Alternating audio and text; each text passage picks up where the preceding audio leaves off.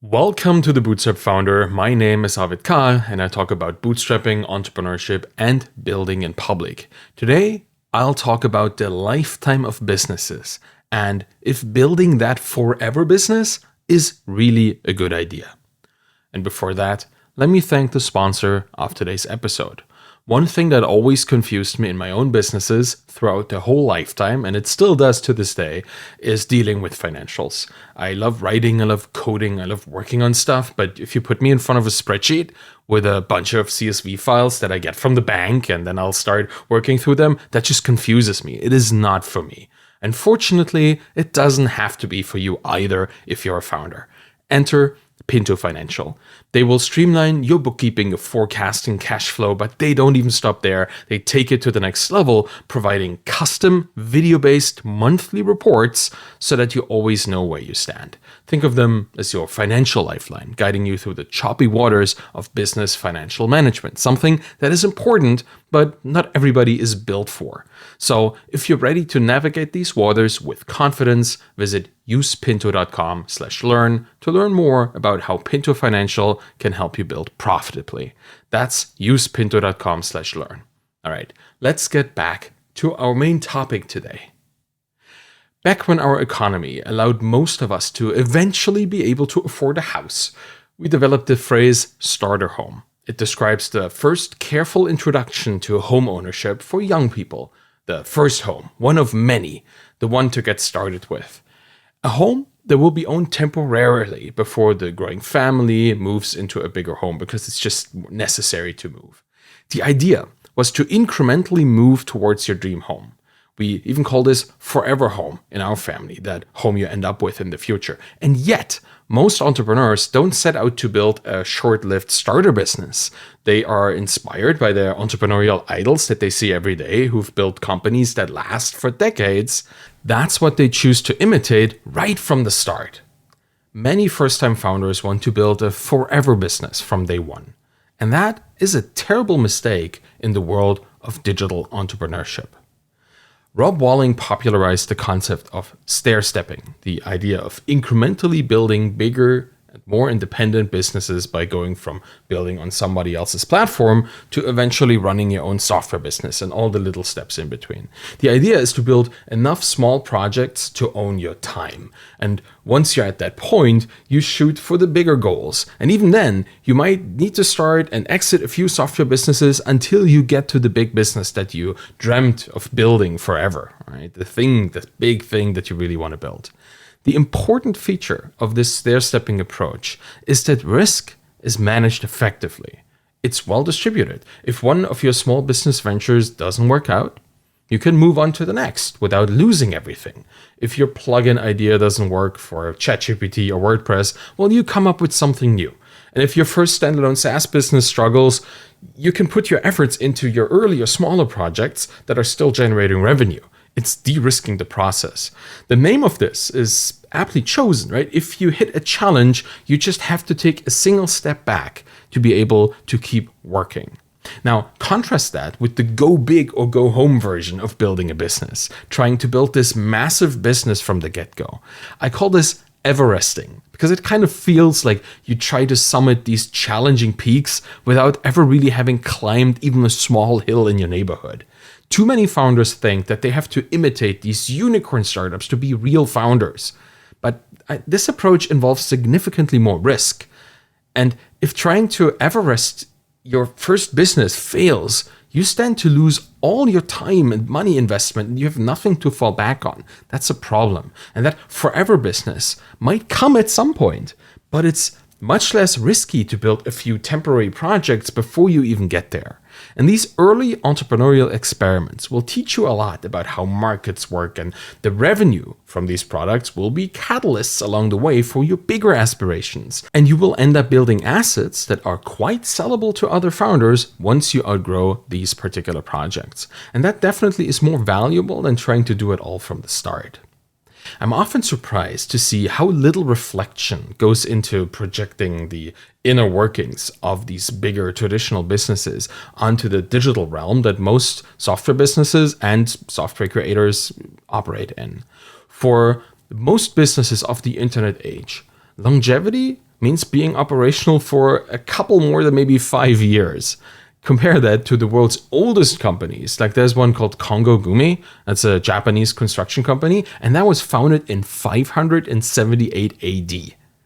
That's an old company. And it's not the age difference that I care about here. I think it's a difference in speed.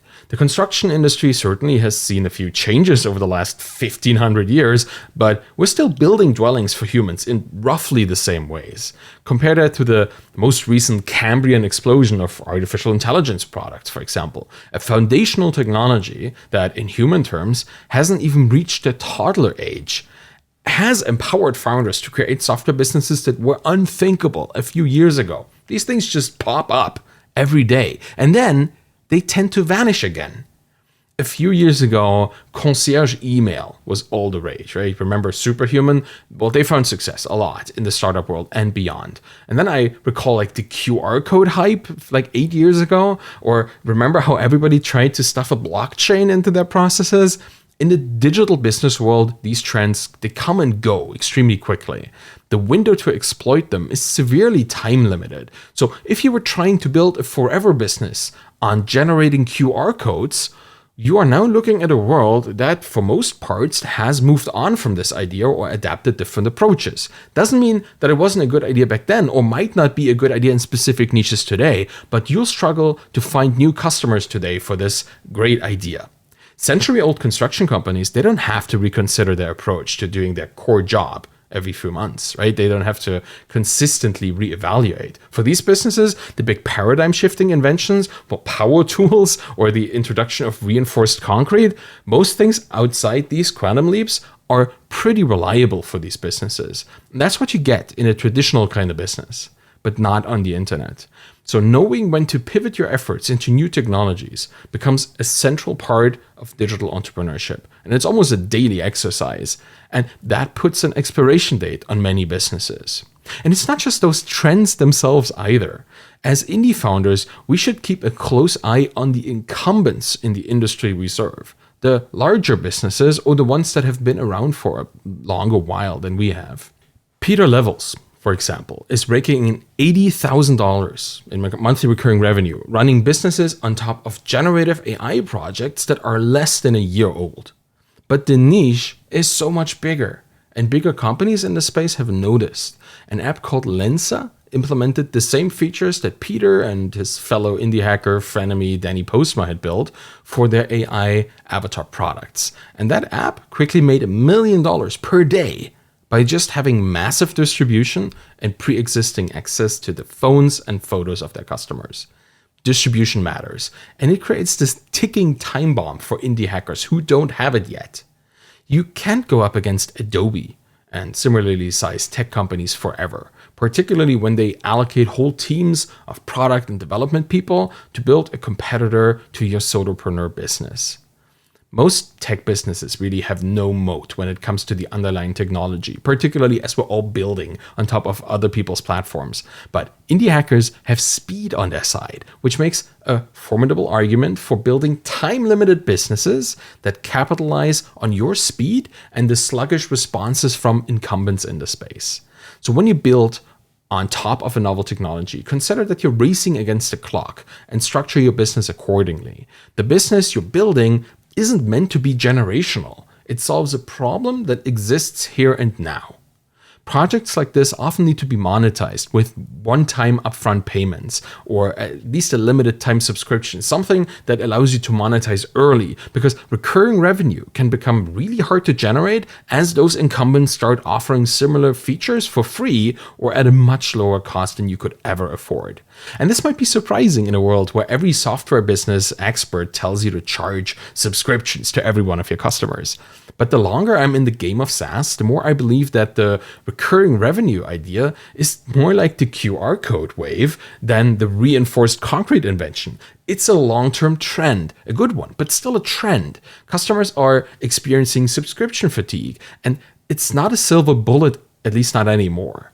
It's particularly problematic in intentionally time-limited businesses that exploit the short time window between technology emergence and incumbent response. So charge upfront and stair step your way into a business that is strong enough to serve its customers' niche to defend itself against big competitor moves. Then you can do your subscription stuff. But in the beginning, that may not be the best idea. A business doesn't have to last forever. It just has to do what it needs to do to serve its customers and its owners. And generational businesses are great, but we shouldn't ignore temporary businesses along the way. An entrepreneurial journey with many different milestones, now that's a more interesting trip anyway. And that's it for today. Thank you for listening to The Bootstrap Founder. You can find me on Twitter at Arvidkahl, ARVIDKAHL. You find my books, my Twitter course there as well. If you want to support me in the show, please subscribe to my YouTube channel, get the podcast in your podcast player of choice, and leave a rating and a review by going to ratethispodcast.com/founder. Any of this will help the show. Thank you so much for listening, and have a wonderful day. Bye-bye.